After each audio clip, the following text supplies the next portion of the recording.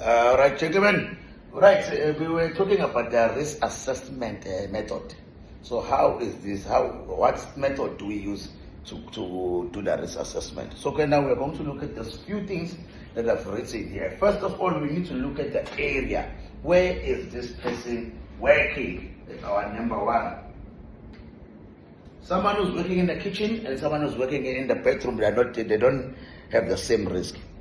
Yes, they can have the same risk, but the other one is got higher risk than the other one. Say, for instance, let's talk about the risk of getting burnt by the oil.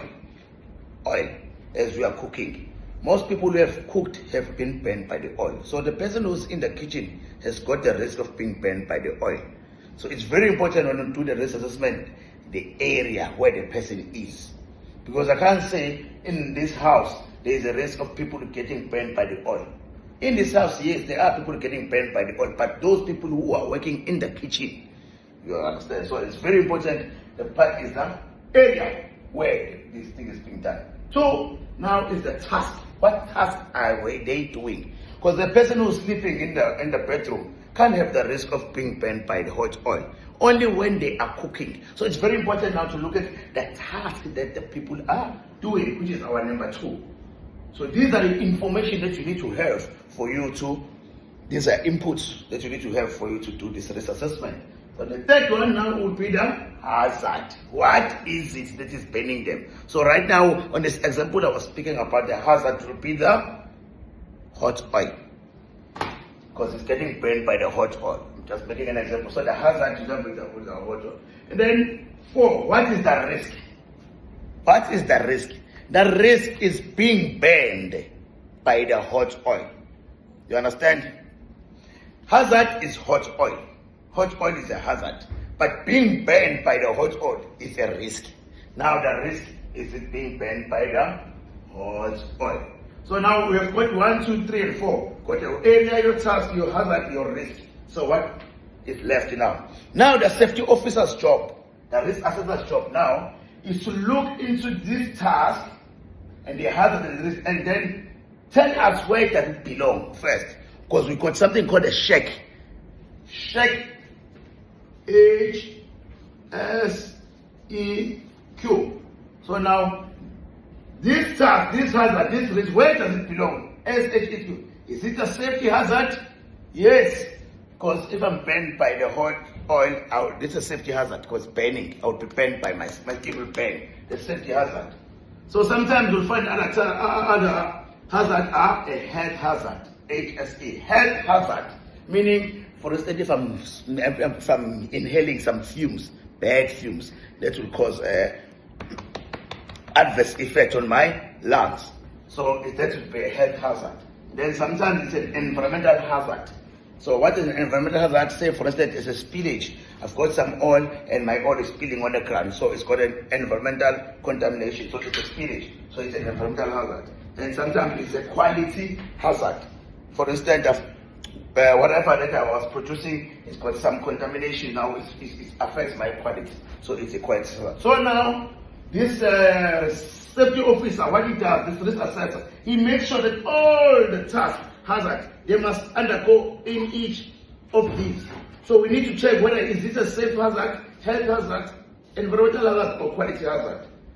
You cannot have what you call, you can't have control measures. You cannot give us a recommendation if you don't know if it's a health, safe, environmental, or quality hazard. So it's very important. So once it gets to number 5, is the risk type. What type of a risk is this? All right. Say we were talking about what? Hot oil. So that is a safety hazard. So now where it goes? Now we look at the severity. How severe will you get burned? Now get burned by the hot oil. Would you sleep in the hospital? Stay in the hospital for 2 months or so because of being hit by or being burned by the hot oil? Or you just get a burn and bruises and then your skin will just peel off and then... So you look at the severity. Will you stay in the ICU because you've been burned by the oil? No, but you will need some sort of first aid treatment.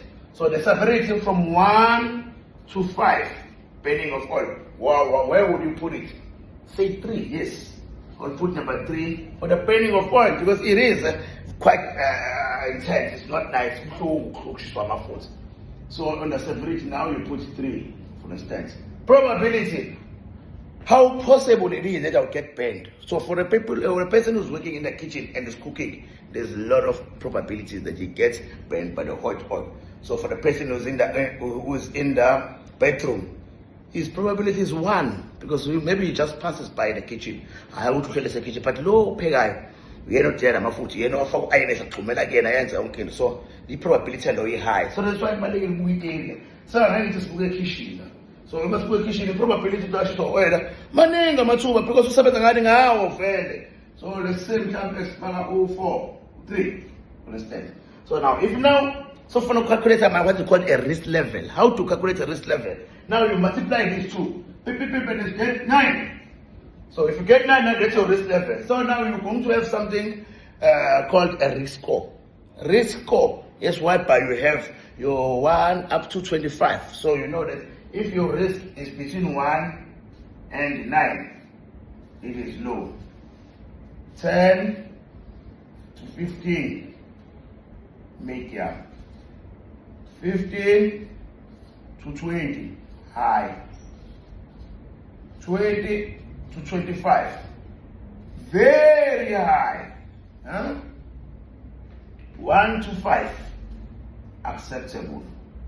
5 to 9 is low. Understand? So if it's the risk is 1 to 5, there's nothing you can do. That is an acceptable risk. So we are talking about the risk level now after multiplying the severity and the probability. So you get the number that is 5. You know that this risk is very low. You get a number that is 10 to or 5 to 9, then it's a low risk. 10 to 15, it's a medium risk. 15 to 20 is high risk. 20 to 25 is very high risk. So now why do we put a value on this? So that you can see where to prioritize, which risk we need to prioritize, which risk must we start with in order to reduce them. Okay, so now, anytime that's got 20, 25 days, that's a risk, you must consider changing that task or do it in the other way because this is too much. 15 also is very high. So this, we need to change this thing. We don't leave them like this. Because remember, we were calculating the pure risk. What you have there before you put anything in place. What you have there. Okay? So now after calculating, this is done. I don't like it, it's too much. Let me just make it 12 for that month. So that it's going to fall under medium risk or high risk. So now after looking at this, then you look at what does the company have in place? Now we call this control measures. What do we have in place to control this risk? So you put that, it's a control measure. So it's 6, 7, 8, 7, 8, and 9. Column number 9, control measure. Meaning, what is it that you have in place to make sure that you won't get burned by the oil? One will say, I've got a pot that is got a lid. So once I put my things there, I put a lid. When I put amafutha ngibeka enisivalo ukuze njalo amafutha angaqhuma ngishise. So currently what you have is a pot with a lid. That's a control measure which we have in place. Right? Then someone will come and say, but still I get burned even though in a pot nayo ilentoza isivalo. So what is it? Then you need what you call an additional control measure. Which what is it? Additional that you do. And what a person will say, no, I make sure that it's of sami, I don't put it too high. Or once mafuta ashisa ngiyawehlisa ukushisa uzabe phansi. Or omunye uzothini, hey mina ngiqoka short ngqoka zonke izinto zokuthi ngingashi la. So any control measure that you have, additional to what is there, that's what you put in here, additional control measure. So once you put additional control measure, now it means the risk must go down. So after the additional control measure, now you're gonna look at your severity. How is your severity now? How is your probability after you have put this control measure, the additional control measure? And then what is your risk level, residual risk level? So first one was a pure risk level, but we have this control measure, and then we put an additional control measure. Now the pure risk is gonna go down. Say now from 12 to 9 or to 6 or to 5, whatever the reason may be. But this is what. And then now, additional control measure. Who's going to put this additional control measure? What is required to put an additional control measure? To put the required action. What must I do to add another control measure? This is what you say. I'm going to buy, for instance, my gloves. This is a required action. Now the next question, who's going to buy those gloves? Then you must name the person. Say for instance, branch manager is going to buy us gloves, okay? And then when is he going to buy us gloves? End of November.